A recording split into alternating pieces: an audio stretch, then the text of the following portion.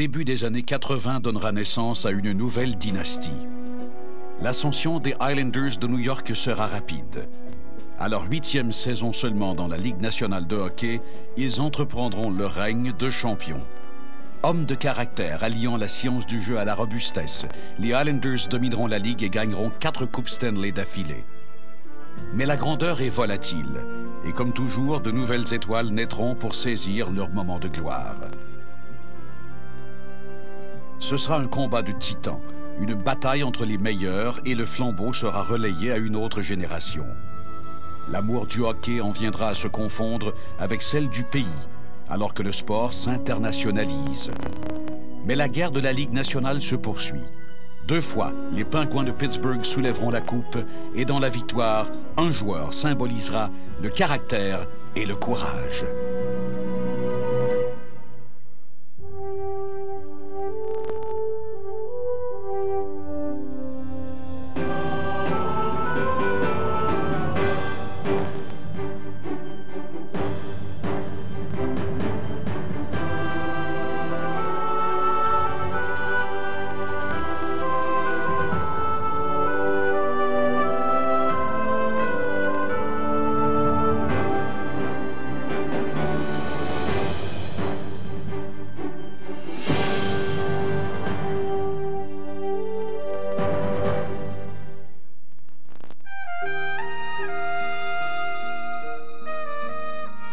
Quand j'ai joué au hockey, j'ai toujours pensé que je voulais frapper le gars là, qui était le plus gros sur l'autre équipe. Mais ça, c'était comme un défi aussi. Hein? Je voyais le gars qui était gros, colosse, qui était fort, et souvent le meilleur joueur sur l'autre équipe. La pression était tellement haute que le cœur te débat continuellement, puis que ça arrive, qu'on dirait qu'il bat 200 fois à la minute. C'est très excitant. Mais c'est l'anxiété d'embarquer sur la glace. Parce que ça, un coup embarqué sur la glace, la foule disparaît. Tout ce qu'on a, c'est l'adversaire. Au début, c'est un mélange d'admiration et de crainte. Tu te demandes ce que tu fais là. J'avais enfin ma chance de jouer dans la Ligue nationale. Et au Maple Leaf Garden, en plus. C'était très impressionnant. Quand j'ai sauté sur la patinoire la première fois, j'avais le goût d'embrasser la glace. Quelqu'un m'a demandé un jour s'il y avait des agents dans mon temps. J'ai dit 10% de rien. Ça donne quoi? Nous avons vraiment joué à une grande époque. Quand tu es jeune, tu rêves d'accéder à la Ligue nationale et d'affronter des joueurs qui jouent dans la Ligue depuis 20 ans. À mes débuts avec le Canadien de Montréal, je côtoyais Frank Mahovlich dans le vestiaire. Il était là, une des idoles de ma jeunesse, et j'étais très impressionné. Je jouais contre Guy Lafleur, Jacques Lemaire, Larry Robinson, et je tirais sur Ken Dryden. C'était stupéfiant. J'en avais la chair de poule. Me voyant encore porter son numéro 4, jouer sur les patinoires extérieures, prétendre que j'étais Jean Béliveau, puis un jour, Guy Lapointe rendu avec le club de hockey canadien, dans la chambre, avec les joueurs, Jean Béliveau qui s'habille en face de moi. Puis me retrouver sur la même équipe que Jean Béliveau. Voyager à l'aéroport avec Jean Béliveau parce que je demeurais dans la même ville que lui à Longueuil. Alors on se partageait les taxis à l'époque. Il y avait Jean Béliveau, Jean-Claude Tremblay et moi qui demeuraient sur la Rive-Sud à l'époque.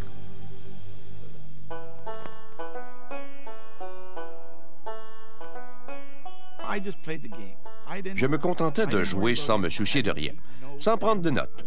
Je n'étais pas sophistiqué, je me rendais à l'aréna, je jouais mon match et je m'en allais un point, c'est tout.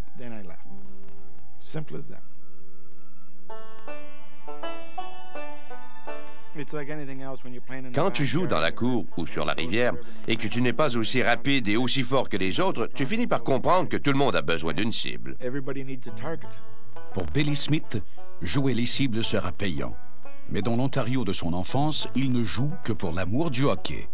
Je n'avais pas d'attente. Je ne pensais pas faire une carrière fructueuse dans le hockey. J'espérais seulement que je trouverais ma place quelque part. Mon seul souci, c'était d'avoir la chance de jouer au hockey. Billy n'aura pas à se faire du souci. En 1972, après 2 saisons dans l'organisation des Kings de Los Angeles, le voici devant le but des Islanders de New York, une équipe de l'expansion. L'équipe était vraiment mauvaise à mes 2 premières années avec les Islanders. Mais l'important, c'était de jouer dans la Ligue nationale, et c'est ce que le public ne comprenait pas. On était mauvais, d'accord, mais on se défonçait. On faisait de notre mieux.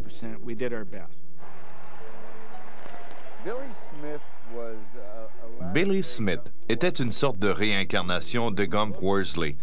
Il n'avait pas l'air d'un gardien, et sa technique ne ressemblait à celle d'aucun autre gardien. Le Gumper donnait l'impression de partir dans tous les sens, mais il n'accordait jamais un retour de lancer. Une fois, je lui ai demandé sa recette en vue d'améliorer mon jeu.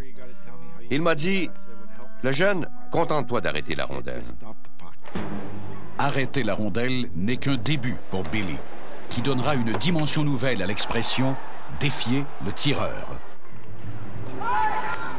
Puis il y a un gars qui s'en allait, là, il s'en allait tout seul. Là, de la ligne du centre, breakaway, il s'en allait tout seul.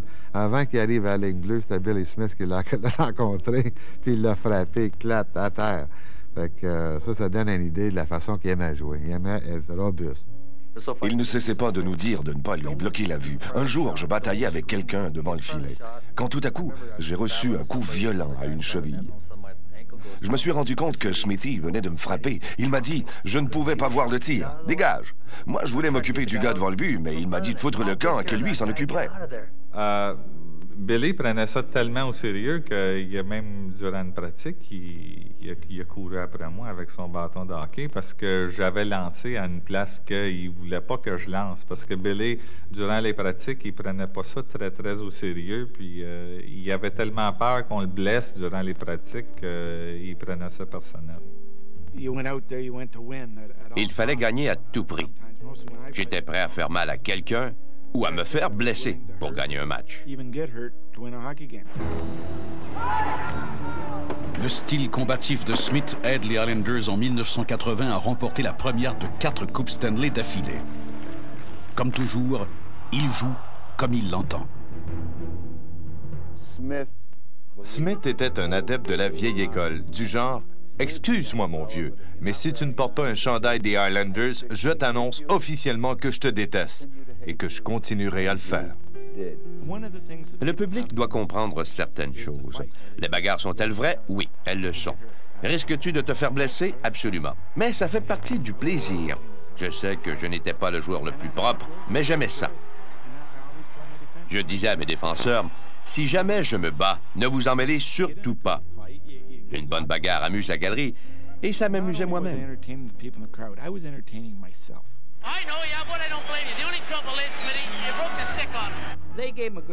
On l'a surnommé à juste titre Billy Smith le batailleur.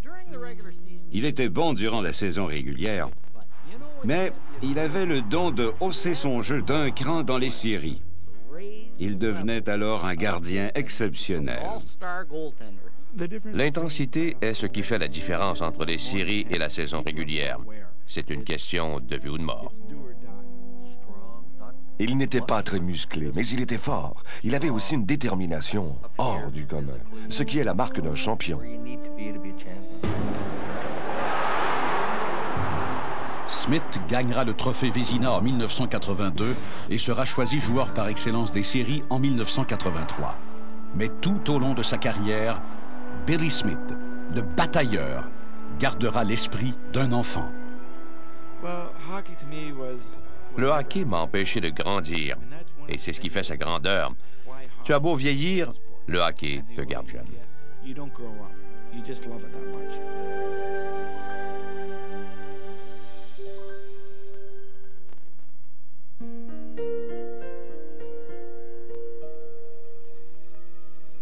Je vais toujours me rappeler, j'ai même des photos dans la tête qui sont imprimées, puis j'espère que je les oublierai jamais. Voyant mon père, il allume la lumière, puis là, il arrose la glace le soir avant. Puis moi, là, je suis installé en avant de la fenêtre, puis on voit que la fenêtre, c'est froid un peu, c'est un peu bruyant. Puis j'ai mon gilet du Canadien, là, en laine. J'attends la première chance d'être capable de patiner le lendemain matin.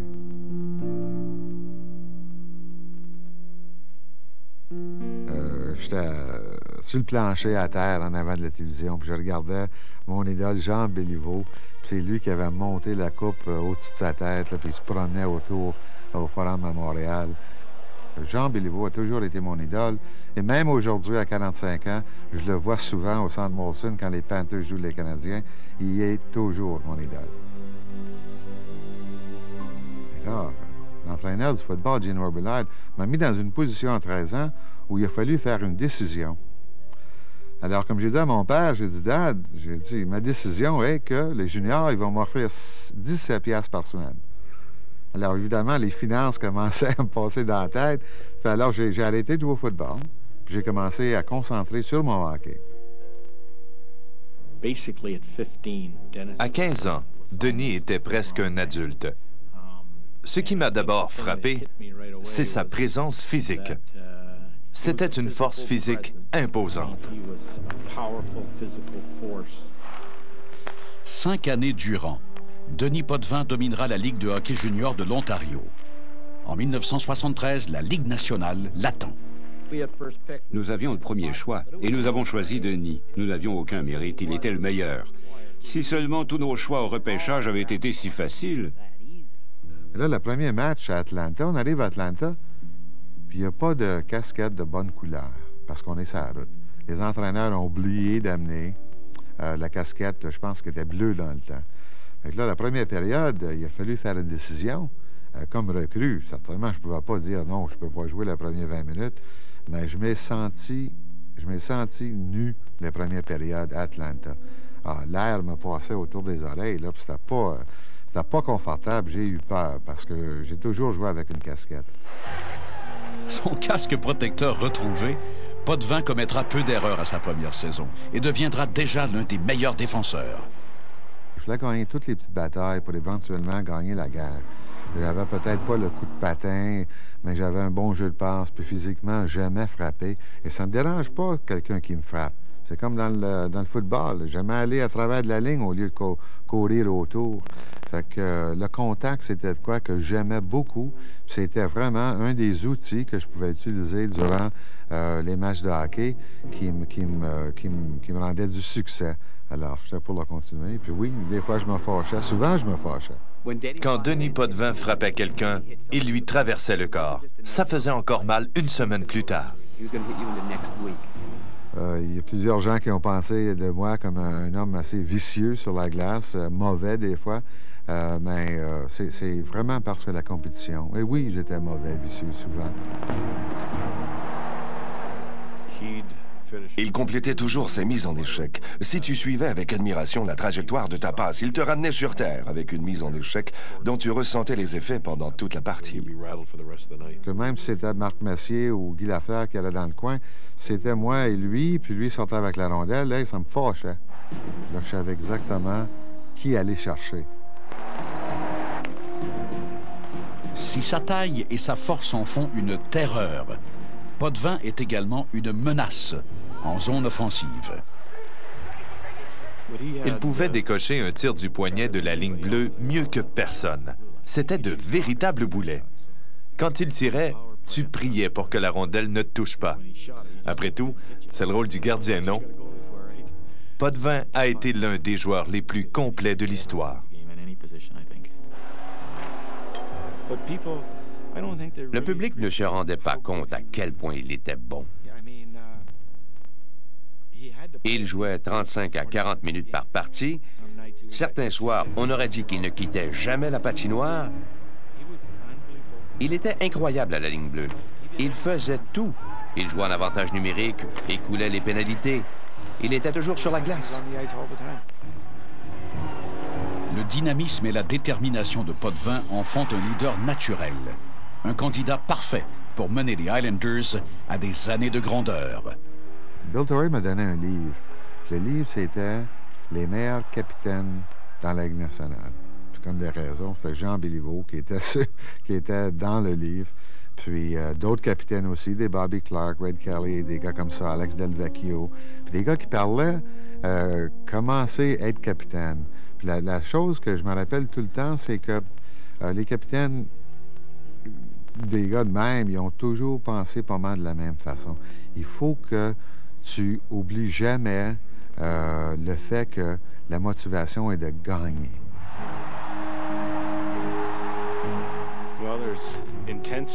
Denis a porté l'intensité à un niveau jamais atteint. Il était notre capitaine à New York, et j'étais terrifié. Vraiment.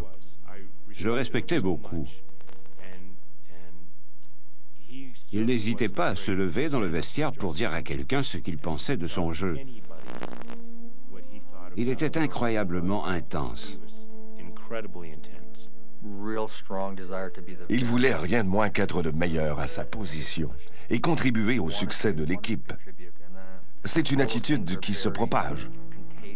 Quand tu te retrouves à côté de quelqu'un qui ne se contente pas d'être bon, mais qui veut être le meilleur, eh bien, c'est contagieux. Mais écoute, en fait, les gars qui sont blâmés pour avoir une grosse tête et qui pensent un peu trop de leur jeu seulement, moi, j'en ai pas vu des gars de même qui ont pas eu de succès. Il faut l'avoir. Il faut avoir un certain montant de confiance. Denis atteindra ses objectifs. Outre 4 Coupes Stanley, Potvin méritera 3 fois le trophée Norris à titre de meilleur défenseur et sera choisi à 5 reprises au sein de la première équipe d'étoiles. Le hockey sera toute sa vie. C'était des émotions incroyables, des émotions qu'on avait comme des enfants. C'est réalisé vraiment, gagner la Coupe Stanley. Puis, je te dis que c'était tout un honneur. Puis c'était de quoi que j'oublierai jamais. Denis Potvin prendra sa retraite en 88. Il aura été le premier défenseur à franchir le cap des 1000 points en carrière. Mais il garde un souvenir inaltérable. En 1984, la 4e Coupe Stanley, c'était vraiment spécial, surtout parce que je pense qu'on n'était pas l'équipe qui était supposée de gagner la Coupe Stanley. Les Edmonton Oilers, c'était vraiment l'équipe favorite. Puis là, on est arrivé, puis on a gagné la Coupe dans 4 matchs consécutifs. Je pense que les Oilers nous ont regardés, puis on dit, les vieux professionnels, ils veulent pas perdre. Mais même avant le début du 4e match, qui était à Long Island, mon père, qui était bien installé en haut, je savais qu'il était pour être là, puis je voulais vraiment lui donner de quoi une bonne mémoire, parce que c'était évident, ça faisait plusieurs mois que mon père avait été traité avec la chimiothérapie, puis le cancer était vraiment là. On savait qu'il n'était pas pour être avec nous bien longtemps. Fait que quand, comme capitaine, j'ai été chercher la coupe, puis là, je l'ai montée, je lui ai lancé la coupe, puis je vais toujours avoir la vision de voir mon père, il regardait en bas, puis on était loin, mais je suis pas mal certain qu'il y avait une larme aux yeux, puis tu sais, dans notre vie, on a toujours le choix de garder les mémoires qu'on veut garder. J'ai vu mon père plusieurs fois, évidemment, après ça, mais jamais j'ai pensé qu'il regardait mieux qu'à quand il m'a vu avec la Coupe Stanley dans les mains. Fait que c'est la vision que je choisis de garder.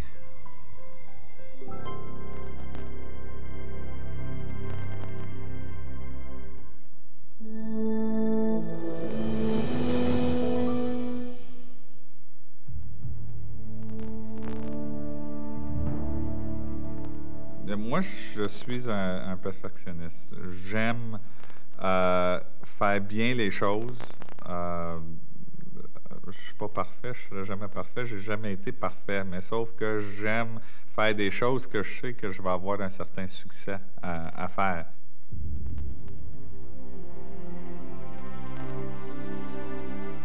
Durant son enfance à Montréal, Mike Bossy se convainc que la répétition est le gage de la perfection, que ses efforts seront un jour récompensés.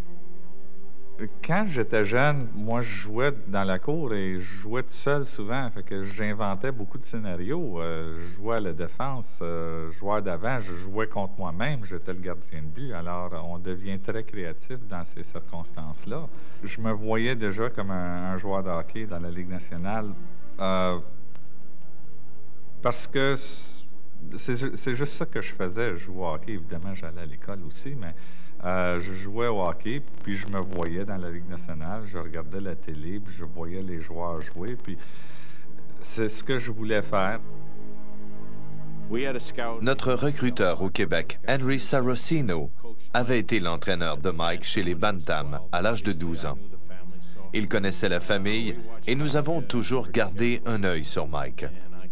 Je me rappelle que le jour du repêchage, Henry Saracino est entré dans mon bureau et a déposé une photo de Mike sur la tablette derrière mon pupitre. J'ai regardé la photo et je lui ai dit, « Henry, il est impossible que Mike Bossy ne soit pas repêché avant le 15e rang. Quelqu'un va le prendre. Il ne faut pas se compter d'histoire. »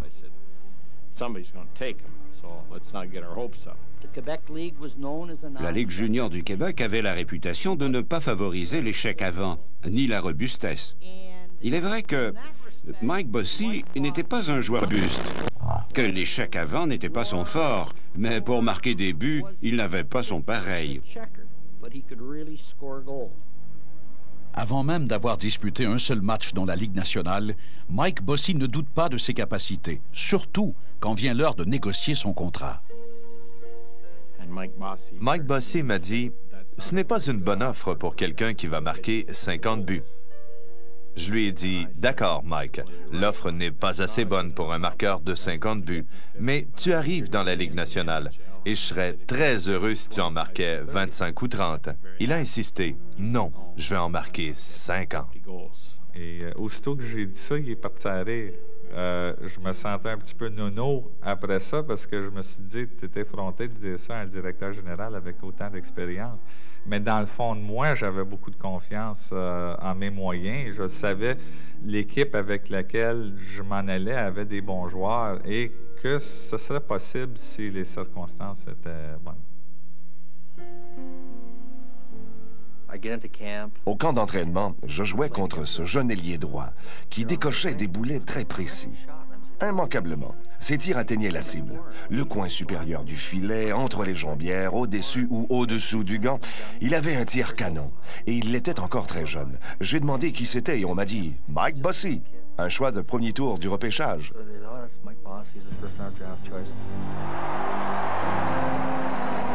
Mike Bossy a promis de marquer 50 buts et voilà qu'il en marque 53 à sa première saison en 1978 sur un trio complété par Clark Gillies et Brian Trottier, ce qui lui vaut le trophée Calder. Son talent de marqueur est exceptionnel. Pour les Islanders, le plan de match est fort simple. Refiler la rondelle à Bossy. Son tir frappé était bon, son tir des poignets était bon, son revers était bon. Je me disais, quel but superbe, c'était parfait. Parfait, il n'y a personne qui est parfait. Moi, je ne suis pas parfait. Là, je ne l'ai pas été, mais c'est sûr qu'on a un petit peu de comédien dans nous autres, tout le monde. Et tant qu'à faire quelque chose, c'est sûr que on veut que ça laisse quelque chose. C'était dans ses mains, c'était dans son coup de patin. Lancé, là, tu le mettais en avant le gardien, puis tu pensais immédiatement, le gardien, il n'avait pas de chance. Mike, il comptait à volonté, on dirait des fois. Toujours en quête de la perfection, Bossy marquera au moins 50 buts durant 9 saisons consécutives. La pire chose qui pouvait arriver quand j'avais un lancer, c'était de lancer à côté du filet. Il ne disputait jamais un mauvais match. Il était prêt tous les soirs. Il a affirmé son leadership en prouvant qu'il était constant, qu'il pouvait régulièrement marquer des buts importants et qu'il ne cherchait jamais d'excuses. C'est pourquoi il a été une grande étoile. Mais qu'est-ce qui m'a toujours, j'ai toujours trouvé impressionnant de Mike, c'était sa force, vraiment. Là. Le désir d'aller dans certaines situations pour avoir une chance à lancer, qui sont des situations dangereuses. En avant du filet, bing, il se faisait frapper, mais il revenait toujours. Menace constante à l'attaque, Bossy est un joueur marqué dans la Ligue nationale. C'était un joueur extrêmement talentueux qui s'est fait beaucoup rudoyer, mais sans jamais jeter les gants. La violence, j'étais contre ça, j'étais contre me battre et les équipes pouvaient faire ce qu'ils voulaient, mais je ne lâcherais pas mes gants pour me battre. Il était convaincu que le match ou la game de hockey devait être fait d'une façon plus vers les performances, vers les performances d'équipe et non seulement d'être détruite par des bagarres ou des situations de violence.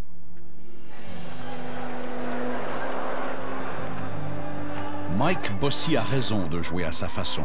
Comme le prouvent ses 5 sélections au sein de la première équipe d'étoiles, ses 3 trophées Lady Byng, ses 4 Coupes Stanley et son trophée Conn Smythe en 82. Je voulais jouer 10 ans dans la Ligue et marquer 50 buts à chacune de ces saisons-là.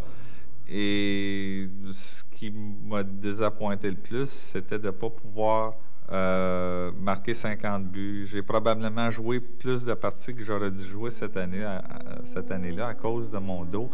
Mais je les ai joués seulement pour essayer de marquer 50 buts. Et quand j'ai réalisé que je ne le ferais pas cette année, ça m'a brisé le cœur.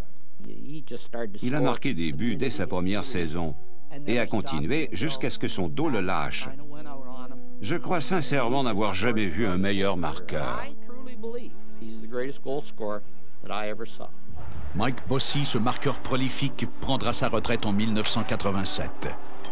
J'aime voir la réaction des gens. J'aime faire plaisir aux gens. Quand je marquais 2 buts, 3 buts, de sortir, de voir les partisans, les sourires, de voir ma femme sourire. C'était quelque chose qui rendait mon travail, qui était en fait un jeu, puis un jeu auquel on payait pour faire, de rendre des gens heureux. Je ne pouvais pas en demander plus que ça.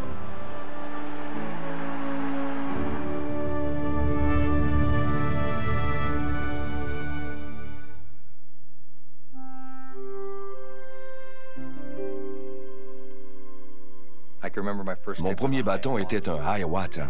Je n'avais pas de gants de hockey. J'ai acheté pour 2 $ une culotte Darrell Guard. Il n'y avait pas de renfort en plastique. On aurait dit une paire de pantalons en molleton. Je portais le chandail de mon père qui était trop long et me descendait jusqu'aux genoux. Je le roulais pour le mettre à l'intérieur de la culotte.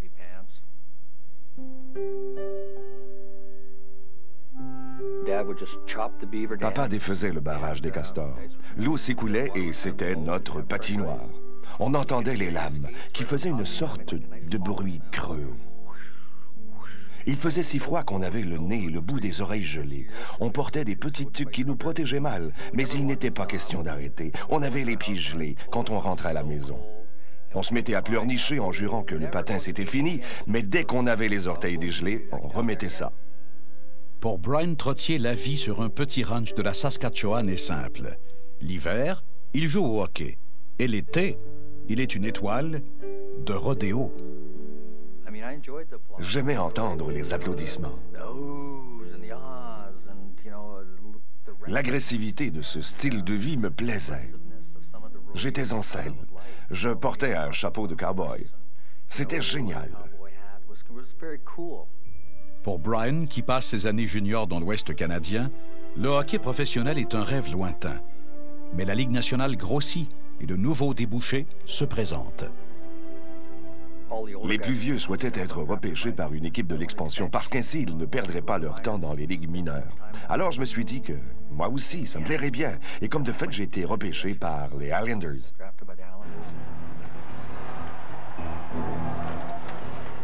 Je me souviens du tout premier match de Brian Trottier contre les Bruins de Boston.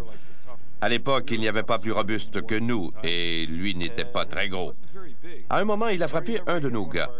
Je me suis tourné et j'ai demandé « C'est qui ce type? » Il s'est arrangé pour ne pas se faire oublier, et il pouvait vraiment frapper dur. La plupart des joueurs n'aimaient pas affronter Brian Trottier trop longtemps. Son talent, son trio et son équipe pouvaient vous mettre dans l'embarras, mais il y avait plus. Il vous rendait la vie difficile par sa robustesse qu'il utilisait habilement, mine de rien.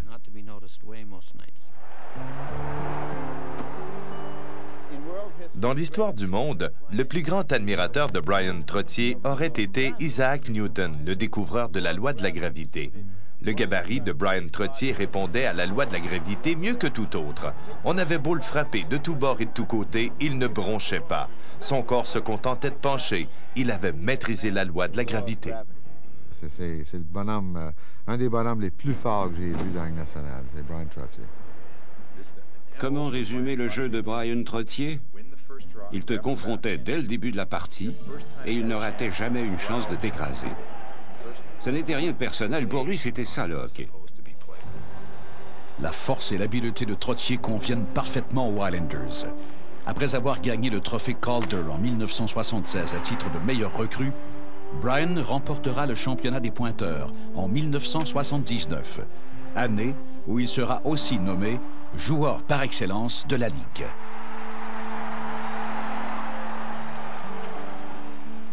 Brian, il avait un désir de performer, un désir d'être le meilleur sur la glace. On avait une espèce de rivalité ensemble qui était bien. Il n'y a personne qui essayait de faire ou de ne pas faire pour l'autre parce qu'on aurait un point de plus ou un but de plus. Mais on voulait avoir du succès ensemble. Quand tu te retrouves sur une lancée, tout à coup, la rondelle se colle à toi. Tu débordes de confiance et tu restes au sommet de la vague aussi longtemps que possible. Quand j'étais sur une lancée, je me disais, je vais marquer des points ce soir. Je le sens. En 1980, les Islanders affrontent les Flyers de Philadelphie en finale de la Coupe Stanley. La performance de Trottier est si remarquable qu'il gagne le trophée Conn Smythe, un moment qu'il n'oubliera jamais.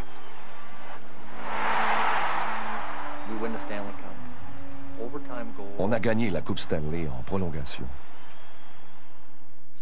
Une fraction de seconde suffit à faire de toi un champion.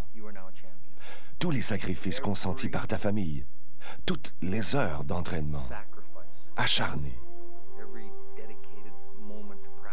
tout ça culmine en cet instant particulier. Je me rappelle avoir touché à la coupe avec mes deux mains et avoir senti les noms qui y étaient gravés. J'ai jeté un coup d'œil à quelques-uns de ces noms que j'avais effleurés. Il y avait là des joueurs comme Pierre Pilote et Maurice Richard. Et je me suis dit, c'est fantastique. Tu ne connais même pas les noms qui apparaissent au haut de la coupe parce que ça remonte à trop loin.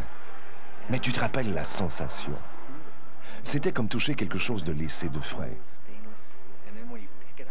Ensuite, tu veux soulever la coupe.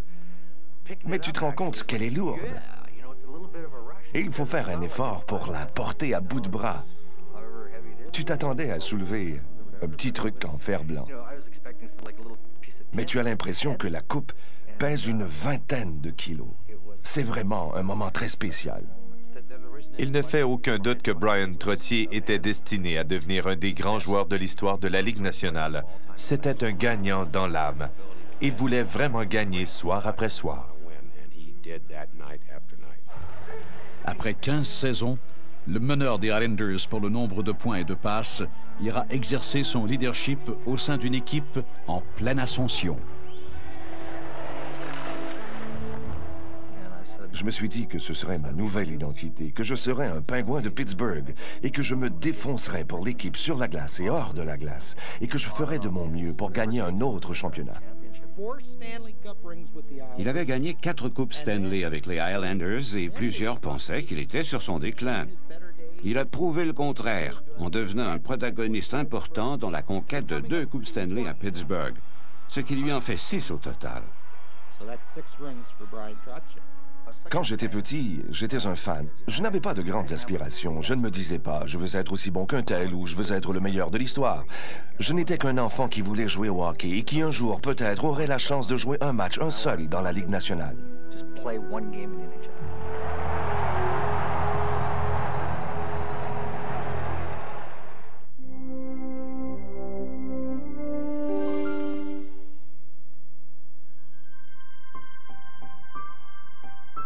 Et je pense que le hockey, c'est tout pour moi. C'est quelque chose que j'ai vécu depuis que j'ai 3 ans, quand j'ai commencé à patiner. Puis le hockey m'a donné beaucoup tout au long de ma carrière, tout au long de ma vie. Puis le hockey, c'est tout pour moi.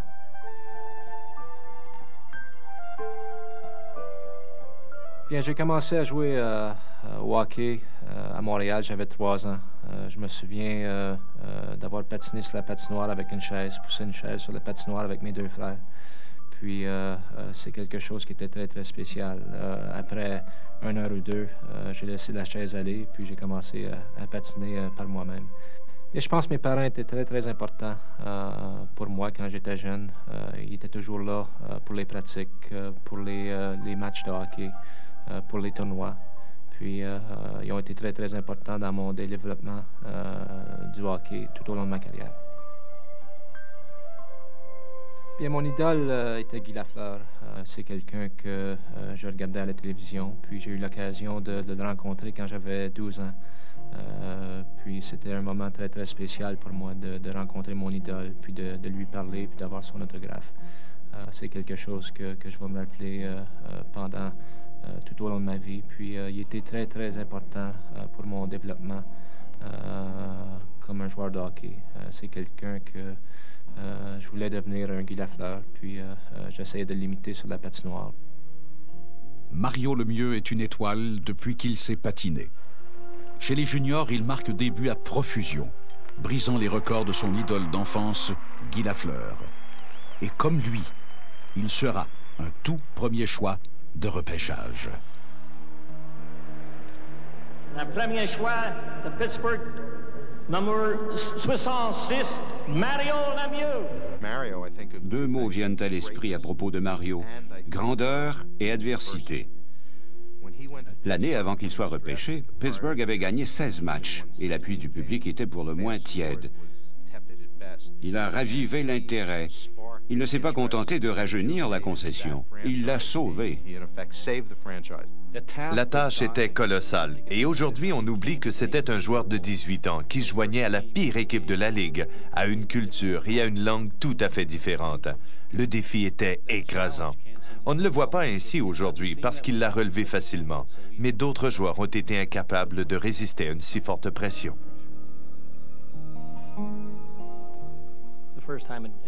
À son premier camp d'entraînement, il s'est emparé de la rondelle et à sa première présence, il a marqué. À son premier match sur concours, il a également marqué un but. Lors du match inaugural de la saison, à Boston, il a surpris le meilleur défenseur de la Ligue, Raymond Bourque, et s'est échappé pour marquer un but.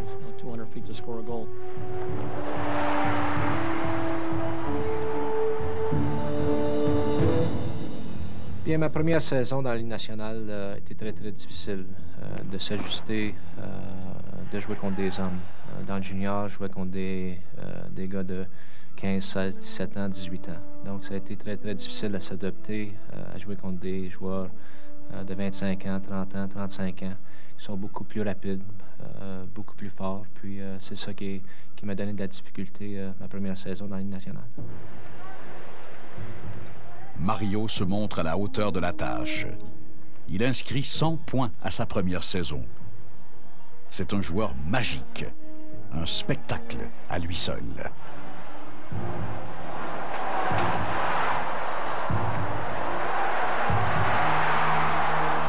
L'une des plus belles démonstrations de hockey qu'on a vues au cours des dernières années a très certainement été la Coupe Canada 1987, quand Mario Lemieux a joué à côté de Gretzky. Et Lemieux est le premier à le dire aujourd'hui, il a appris à devenir un gagnant en jouant à côté de Gretzky. Après avoir battu les Américains, Gretzky et Lemieux inspirent le Canada dans la finale au meilleur de 3 matchs contre les puissants soviétiques. Je lui ai dit, Mario, tu es plus fort que moi. Pour la passe, on est à peu près de force égale, mais tu as un meilleur tir. Alors si jamais on est impliqué dans un 2 contre 1, je te passe la rondelle et c'est à toi de la mettre dedans. Ne pense même pas à me la refiler. Il a dit d'accord, comme par hasard. Un 2 contre 1 s'est présenté dans la 3e partie. Je me rappelle m'être dit, je vais lui faire une passe et il va la mettre dedans. C'est ce qui est arrivé. Il a tiré la rondelle dans le coin supérieur gauche. C'est arrivé une seule fois et ça n'arrivera plus jamais. Le plus grand passeur naturel et le plus grand marqueur naturel de l'histoire étaient réunis. Je me demande à quoi pensait le gardien. Nous avons beaucoup appris de Mario. Et Mario a appris de nous comme il a appris de moi. C'était une sorte d'échange. C'était génial. Eh bien, la Coupe Canada a vraiment changé ma carrière. D'avoir l'opportunité de pratiquer avec Wayne Gretzky, Mark Messier, Paul Coffey, des gars qui avaient gagné la Coupe les années avant. A vraiment changé ma carrière. Puis c'est quelque chose que j'ai pu rapporter ici à Pittsburgh, puis éventuellement gagner deux Coupes Stanley ici à Pittsburgh. Mario mènera Pittsburgh à sa première conquête de la Coupe Stanley en 1991 et à une deuxième l'année suivante. J'ai eu la chance de décrire ces deux finales. Jamais je n'ai vu un joueur briller autant sur le plan individuel que Mario Lemieux ces 2 années-là. Mario sera choisi joueur par excellence de ces 2 séries. Et je pense que ma première Coupe Stanley, c'était quelque chose de très, très spécial. Vu que mes parents étaient là au Minnesota quand on a gagné en 1990, d'avoir eu l'occasion de les voir avec aussi de joie qu'il avait à ce moment-là, c'était quelque chose de très, très spécial. Sur la glace, Mario Lemieux continue de donner le spectacle. Mais le 12 janvier 1993, il apprend qu'il est atteint de la maladie de Hodgkin. Et tout bascule d'un seul coup. Oui, surtout quand tu as des maux de dos ou le cancer. C'est très important d'avoir tes amis, ta famille alentour de toi pour te supporter. Puis j'ai eu l'occasion d'avoir mes parents ici qui sont venus à ce moment-là. J'avais ma femme ici. Je me disais, comment est-il possible qu'un athlète, à son apogée, puisse souffrir de cette maladie? Malgré tout, Mario a montré sa détermination. On disait même qu'il voulait patiner aux entraînements, malgré la radiothérapie.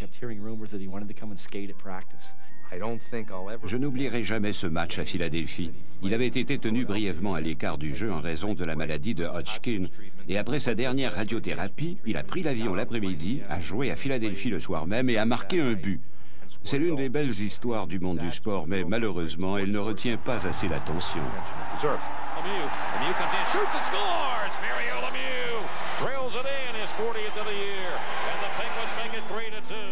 Pour se battre comme il l'a fait, il faut avoir l'amour du hockey. Et c'était le cas de Mario. Il adorait jouer au hockey, et c'est pourquoi il a pu remporter sa bataille. Mario renouera cette saison-là avec le sport qu'il aime par-dessus tout. Il gagnera le championnat des pointeurs et le trophée du joueur par excellence. Point culminant d'un des plus grands retours de l'histoire du sport.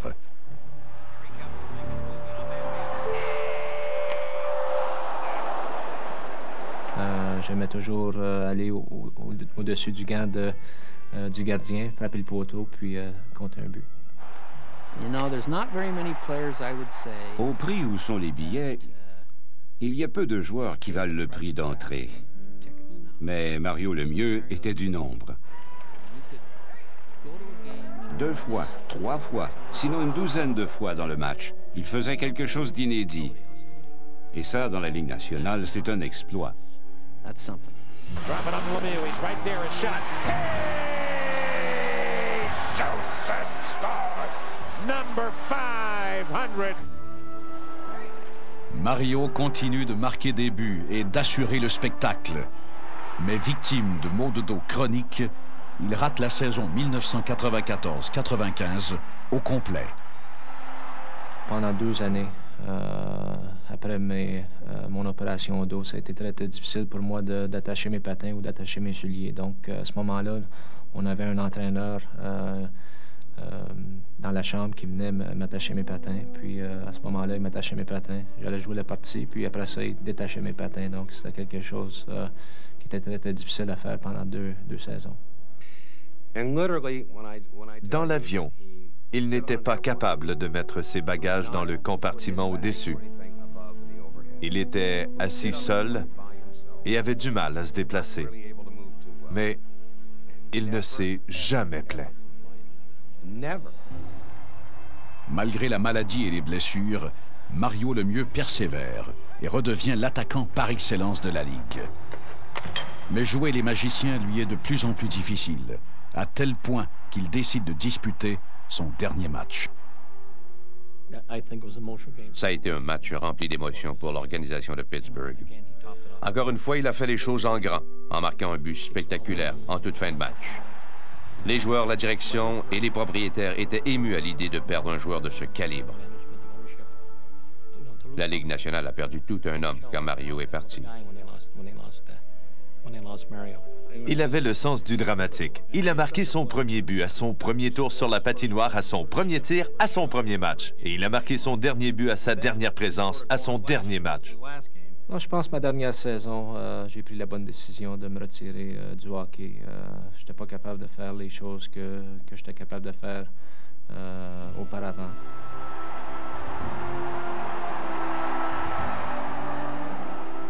Mario a beau accrocher ses patins en 1997, sa vie dans le hockey est loin d'être terminée. Nous avons toujours dit que Pittsburgh était un excellent marché pour nous et que l'appui du public avait été très bon au fil des ans. Je savais que Mario était la seule personne capable de faire l'unanimité. Tout le monde lui faisait confiance et était prêt à se rallier autour de lui. À Pittsburgh, Mario est l'incarnation du hockey. Personne d'autre n'aurait pu sauver l'équipe. Personne.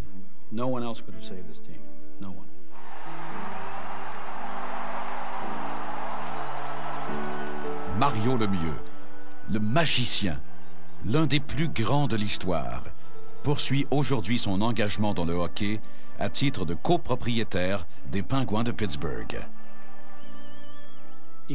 Avec son talent, il pourrait gagner le championnat des pointeurs s'il revenait au jeu. Il est malheureux qu'il ne le fasse pas, mais je suis sûr que certains soirs, les Pingouins aimeraient le voir jouer durant les avantages numériques.